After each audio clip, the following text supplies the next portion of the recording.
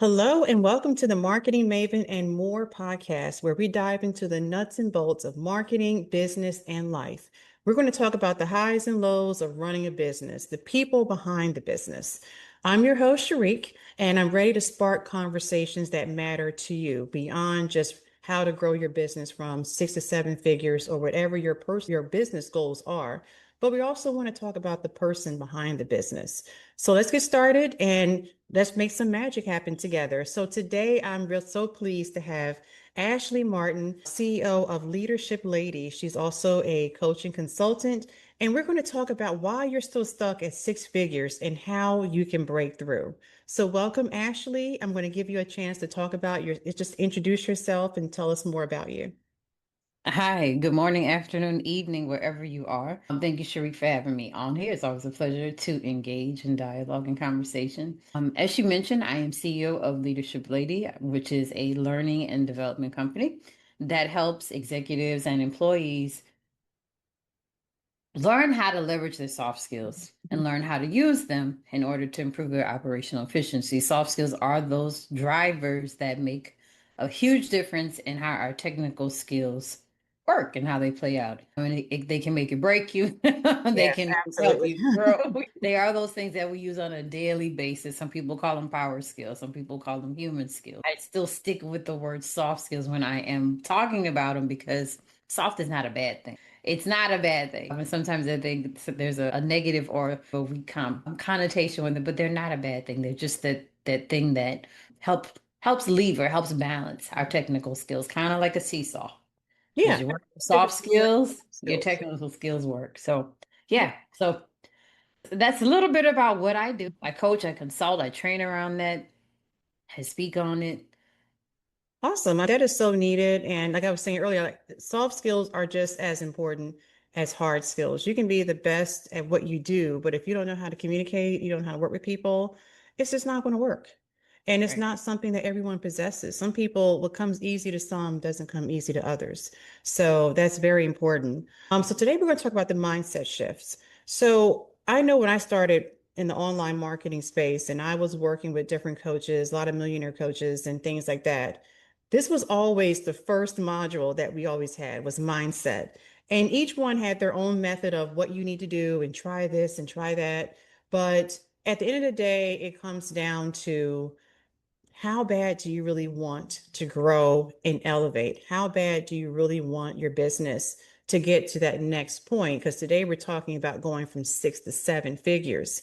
And regardless of whatever method it is, for me, it's spiritual. I rely heavily on my faith Right. and I rely on what the Word of God says because He definitely talks about how He gives us everything that we need to create wealth. Right. So for me, that's a big thing. Someone else could be reading a book or having a family support or whatever, having a supportive spouse, what have you. But either way, it's always head first. Success starts first in the head before the rest of you gets Right. there. You got to be there first in your mind. So Right. we're going to talk about this. So I'm going to kick it off with some questions for you, and we're going to discuss what mindset shifts are absolutely non-negotiable to grow Wow. from a 6 figure business to a 7 figure business. I'm glad you mentioned all of what you shared because it definitely starts in the mind. As a man or person think it, so is he, right? Yes, absolutely. So we're thinking about anything, especially when it comes to growth and especially when it comes to finances and prosperity. How am I thinking about myself? How am I thinking about how I see money, how people think about money, the conversations they have about money? Because again, out of the abundance of the heart, the mouth speaks. So if you start to have those conversations, and when you're cognizant, start to pay attention to how you talk and think about who you are and how you talk and think about money and resources, that's very telling. So it needs to start with a lot of reflection and some self-assessment, some self-examination. How am I even thinking about money? Do you think that you're supposed to not have enough? Do you think that you're supposed to have a whole, but how do you know? Is your mindset one of lack or is it one of abundance? Right. And how do Right. you look at people? Because people have sometimes negative perceptions of people who are wealthy. But Right. if you're trying to get where they are and you're looking at them as if something is wrong with them or you don't like something about them, you have to really look into that because it's hard to fight what you desire. You It's know, if interesting. you want to be a seven-figure person and you just feel like people who are at that level are morons, you think they're jerks, you think they're conceited or they're elitist, how do you expect to get there? And Right. then still love yourself and still see value in what you're doing. You have to first look at that mindset because I hear that a lot about people who view rich people or wealthy people Hmm. in a negative way, right? Have you heard that? I have. And I think sometimes those examples, maybe what they're referencing, has to do when they see greed at work. There's a big difference between greed Yeah. and prosperity and greed and abundance. Those are two different things. Yes. People It's can. not good to be greedy, but there's nothing wrong with being prosperous. There's nothing wrong with having, abundance in the right manner. And I'm glad you brought that to light because I think for those who may think like that or see Mhm. things that way, I would want to question and ask them, hey, where have you seen that? What makes you say that? What makes you think that? Have you seen greed at work? Because that's Mhm. something you also have to check for. Right. Because you have Right. to really look at your relationship. And I know a lot of it starts when we were little. What did we learn about money? Mhm. A Right. saver? Did we have the piggy bank? Did we work for everything we got? Did we have to do chores or was it just given to us? That shapes a lot of how you're going to see money and making money because you're going to either come from a place of you have to give me the money, you have to help me, I can't do it myself, or you already have that mentality of you're going to make it, you're going to get it. Like one example I like to use, I started off in sales, in Okay. pharmaceutical sales, and I didn't like my starting salary. And I think they made it, and actually I'm positive they made it lower on purpose because here I am graduating with MBA. I'm thinking I'm going to come in doing all this and that. And they're like, okay, that's great. We'll give you a little bump. But if you want XYZ, you're going to have to work for it. Let us see. Right. We're going to give you enough to live off of, enough to pay your bills and to eat. But if you want bigger bonuses, if you want more, you're going to have to show us more, right? We gave you Right. all the skills you need. Now go out there and do it. And I did it. I tripled my income. Awesome. Yeah. But they put that mentality in you already. So if you don't like where you are, you have all the skills to get there. You know what I mean? So it's all about your relationship with money. Are you willing to work for it or are you wanting for someone to give it to you? So that all stems from how we have that relationship where you're a saver or where you're a spender, those type of things. Because I think that's going to definitely affect your mindset as you're trying to go from 6 to 7. Right. It does. It's a big from any breakthrough from one point to the next. There are different things that are at play. But as you mentioned, it starts on the inside, how we see things, how we're thinking about ourselves, how we're thinking about money. One thing I've noticed, especially in this day and age, there is sometimes, not always, but sometimes there's promotion of how you get things. And so that is a huge Yeah. mindset healing and shift that needs to take place and break that needs to take place because how we get a thing matters also, Yes, right? Not absolutely. just how we're thinking about ourselves or how we're thinking about resources or how we're thinking about wealth. How we get it matters. There's a way that seems right, but in the end, that it leads to destruction. And then there's an actual excellent good way. Sometimes it's quick and sometimes it's not. I Right. love to use the analogy. I like to cook Mhm. outside of all of my work and stuff. I like to cook and I like to use the analogy of potatoes, mashed potatoes, right? There's instant potatoes. Or you can go to the store and buy them and put the water in it and Mhm. either nuke it in the microwave or put it on the stove. And then there's like where you get the potato, you peel it, you boil it, you mash it either with a mixer or with a hand mixer, and you Yeah. add all the things.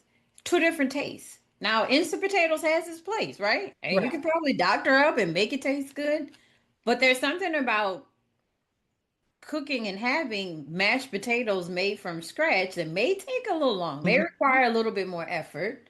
There's something that's different about that. And it tastes different. The process is different and it tastes different. So we have to, when we're thinking about shifting on from that 6 to 7 or from that 5 to 6, 6 to 7, 7 to 8. I've worked with some people who they're in that arena. Like it takes a difference in how we approach things. There's a big difference in how things are seen. So in your experience, like what limiting beliefs do you see, even those who are experienced leaders, that they're Mhm. still holding on? What is blocking them? What I've seen, sometimes I've seen imposter syndrome. So people are feeling fraudulent.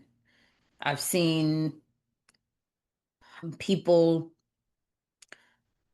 not feeling worthy of having what they what they want. I've seen people be greedy. I have to help them Yeah. check for that. No, you want to be wealthy and prosperous, not greedy. Right. I've seen people not having the right community at a certain level because sometimes there's the who can I trust factor or who gets it, right? The relatability. We're human beings. We are wired to be in community. We're wired to be in relationship. That's even for people who like their solitude. We're still wired to be connected to other human beings. And a lot of that wiring has to do around commonalities. Yeah. And sometimes we connect over differences, but there's still always some like common connection. Like Mhm. you get what that you get it. Right. Exactly. We're looking for you get it or this person gets it.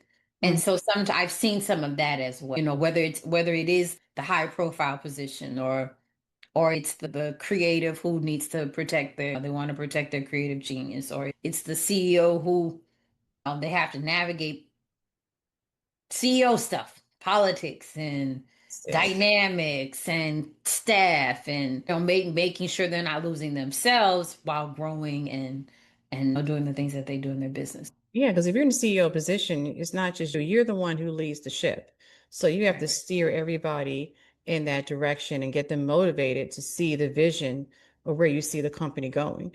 So it has to be, and the first step in all of that is always going to be senior management buy-in. When they see that you're bought in, that helps it makes it easier to bring Right. everyone else on board to see that same vision and get there much faster. One to kind of shift gears, like how do you define productive leadership and in a way that actually scales a business? And that's kind of what we were just talking about in a way, as far as just not only getting the buy-in, but just having that productive type of leadership style that can help bring the company from, for example, as we're talking about 6 to 7 figures. Well, that's a fabulous question. I wrote a book about it called Focus Productive Leadership in Action. And the gist of what I believe you're asking so that the audience knows is really being clear on your vision. Starting there, being really clear on your vision, being able to communicate that, Yeah. and being really clear on your mission and your top priorities for making that a reality. I think so. We perish for a lack of knowledge, and without vision, the people perish. Right. If you don't have vision behind or in front of, or like the foundation of even everything that you're doing in your business, what are you doing? You're just doing activity. There's a picture that you should have in your mind. And if you don't, maybe you have it written down, maybe it's a statement, but there should be a picture of some sort in your mind of what it is that you're envisioning for your Mhm. business or Right. your work or that shift. Being really clear on those three things, first of all, is major. Your vision, your mission, and your priorities around your actionable priorities. Being really clear on that will help up somebody productivity. That's the bread and butter of everything. That's the Yeah. bread and butter of everything, and everything else is. I'm not saying it's not important, but it hinges off of that. And clarity around that is extremely important. And if you have to keep working to get clear on that, and if you need to review your vision and your mission, Mhm. keep doing that. If you need to visualize, if you need to have it up in your office, do that. Yeah. I'm a big believer in reminders and vision boards and slogans and making sure your environment is conducive to the work that you're doing. I'm a huge proponent of that. And Yes. so, My yeah, is I over think it here. starts there. My vision.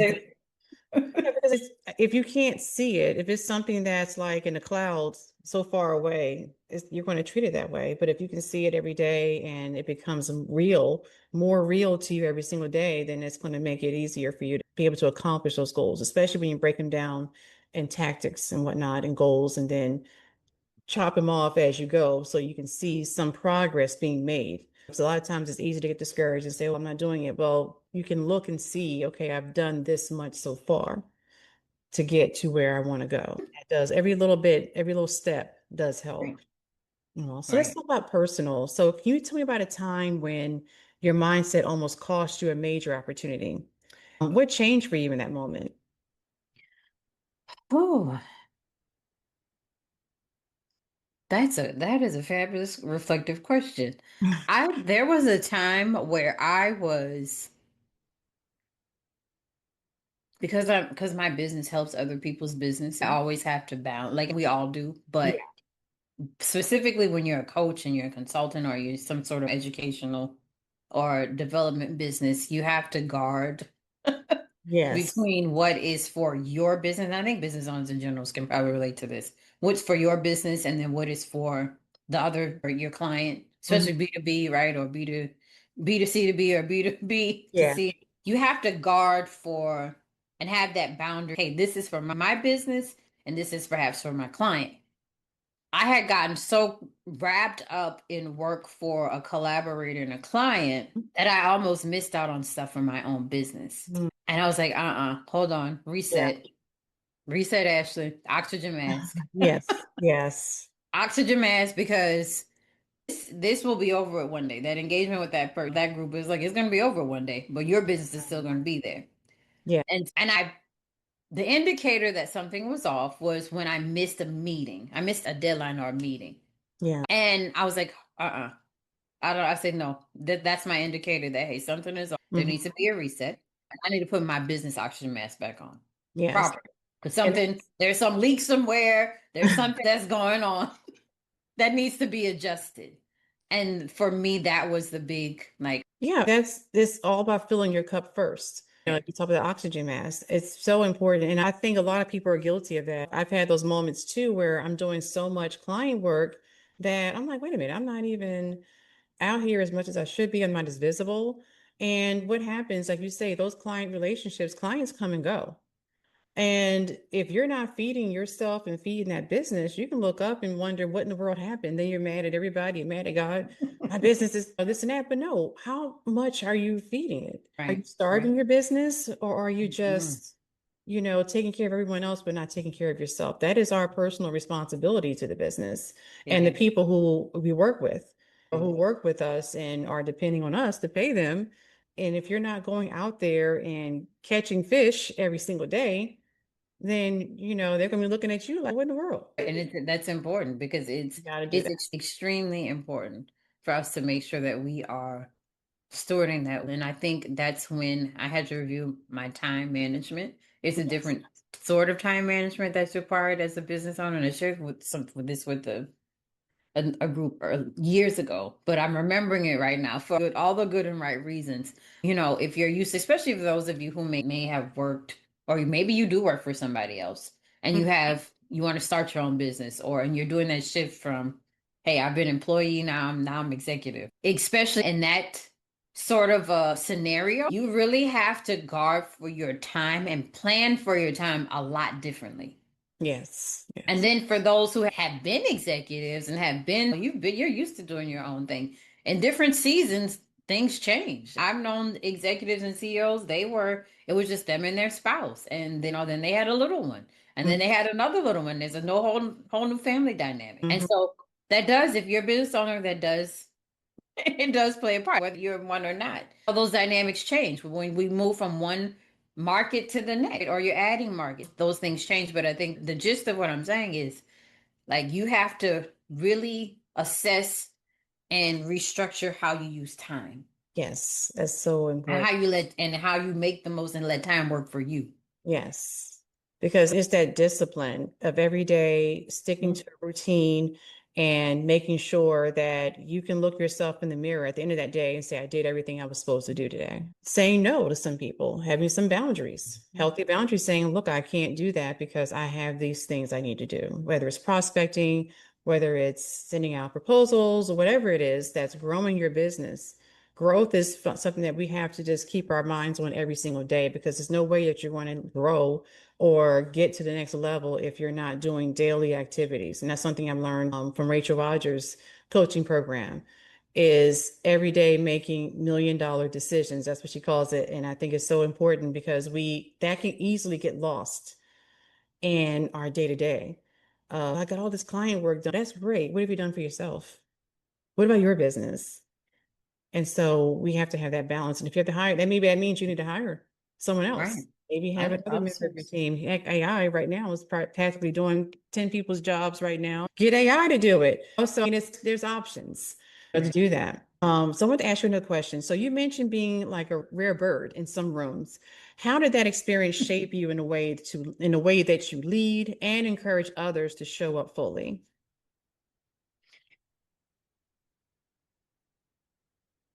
I think embracing like what makes us unique are our differentiators, right? We have business differentiators. I believe we have personal differentiators. I think embracing that early on has really helped me. I think it allows me to connect with people who Hmm. come from all the different walks of life because I'm able to see the areas where we are more alike than we are different, if that makes sense. Yes, yes, absolutely. Yes, I totally get it. Yes. So that's one of those things. It allows me to see people in a different light, and I think that's very helpful in dealing with people. It allows me to see their humanity again amongst the AI and the technology and the different programmings, and it allows me to see their humanity. And Yeah. so being able to lead with that, being able to live with that sort of lens of perspective has always been a positive thing. Hmm. It's always been a positive thing. And not to mention the fact that, hey, I do have my undergrad degrees in psychology. Understanding people behavior Yeah. is that all that education around that is not wasted. It has not been wasted at all, and it is put to use every single day. But yeah, it's one of those things. It's just always it's been an asset. It's one of those differentiators, and I would challenge people to figure out what your differentiators are Yeah. and make it work for you. Yeah, because I've had previous episodes about like introverted leadership, ADHD as a CEO. How are you able to manage it all and juggle all these different balls in the air? And a lot of it came back to just delegation. Those things that you're struggling with, delegate it.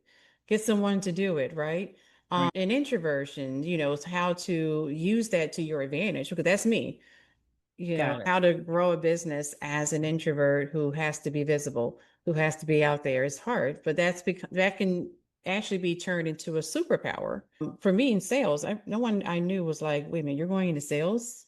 You're so quiet, you're so this and that, but I end up being literally one of the best. I was number one in the region. But Yeah. that's because I was taught all these extroverted type of sales strategy. Mm. I just flipped it around and made it work for me. And that's how I was able to do it because otherwise, me trying to fit into an extroverted bubble, I would look ridiculous in front of my doctors who I was selling to. I was in pharmaceutical sales. And I just would look ridiculous. It would have been totally inauthentic. And even with Right. our businesses, when you're out there selling every day for your business, you have to do it in a way that's comfortable. And so whether you're dealing with whether it's ADHD or introversion or whatever it is, maybe you're like the awkward person or whatever, make it work for you because that's who you are. That's how people Right. connect with who you are. And so you might as well go ahead and just let them get to know it now and go from there before you try to be this person trying to fit into a bubble that you're not really supposed to be in. Wow, you're saying something there because I identify as an ambivert, which is what strikes the balance between the introverts and the extroverts. I love my rejuvenation. Sometimes needs to be alone, and I Mhm. need my social butterfly time. Yeah. But you're saying something there in knowing how to make your personality again work for you. Yeah. And that our personalities are just the part of the core of who we are, but our behaviors are not confined by a personality. And sometimes I think people let their personality define or restrict them in their actual behavior. Mhm. And it didn't have to. So I love that you made that an asset and it helped you shine. It Yeah. helped you shine in that area. That kind of selling is do or die. And I said, I got to make this work. It's got Right. to work in a way that I can do this 8 to 10 times a day because we had to do 8 to 10 calls a day. So I Oh was like, wow. this has to work. Right. Otherwise, I'm going to be out of a job. But then I like a challenge. You're like, yeah, I like the competitiveness first with the income. Oh, you don't like what you are? You don't like that income? Fine, make it more. All right, challenge accepted. And it's the same thing with your business. You don't like where you are? Cool. What you going to do to get there? You're going Right. to hire some people. You're going to hire a coach. You're going to hire a consultant. You're going to, in my case, reshape your marketing for what we do. Not in my case, but in my business. That's what we do. We help people to get there by helping them with their marketing. Excuse my little coffee mug. I talk with my hands, and so I'm hitting things around me. But no, you have to. get to a certain point where you're just so competitive and you're ready to get out of that. If you don't like where you are, you have to figure out, what am I going to do to get from here to there? What is stopping me? What's blocking me?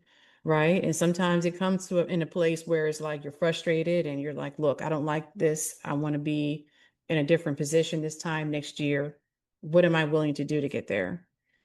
And so asking yourself those questions, right, can definitely help you at least determine, okay, do I want to do, do I need to just hire a staff, and do I need to get a consultant to come in? Do I need to be more visible online? People I know like hate doing what we're doing right now, being visible, being in video. You can tell them it can cure every disease, and some people will still never get in front of a camera. And they will talk themselves out of it every day. You can tell them all day long how beneficial it is, and they won't do it. But what are your boundaries? What are the things you're going to do? What are you willing to do? Right. And sometimes, like me with speaking, I personally hate speaking. But when I get up there, I'm great. It's the leading up to it that I hate, the anticipation, the nervousness. But I know my stuff, and I get up there and I do great. But it's just that whole, oh my gosh, people are gonna, what if I mess up? What if I stutter? Which is going to happen regardless. What if someone asks me a question I don't know, or stuff like that? All these what ifs stop us. But part of it, part of growth is just saying, do it anyway, do it scared, do it imperfect, and master it, right? And eventually it'll become easy or easier.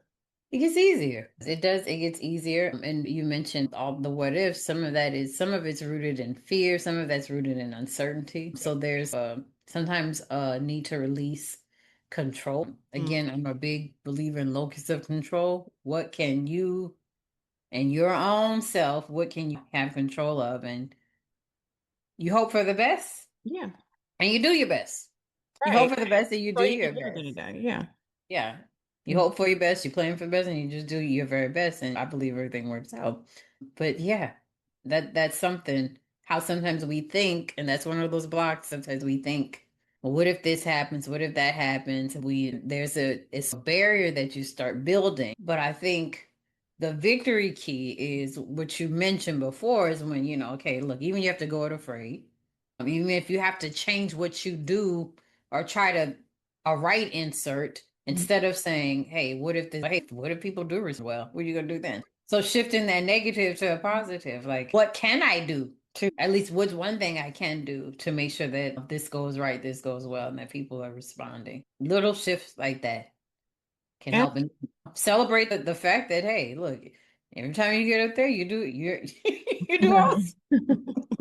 You do awesome. Which is not to let I won't say like completely like just become all loosey goosey. No, I'm not saying that, but it's all in how things are teed up. All in how it's teed up.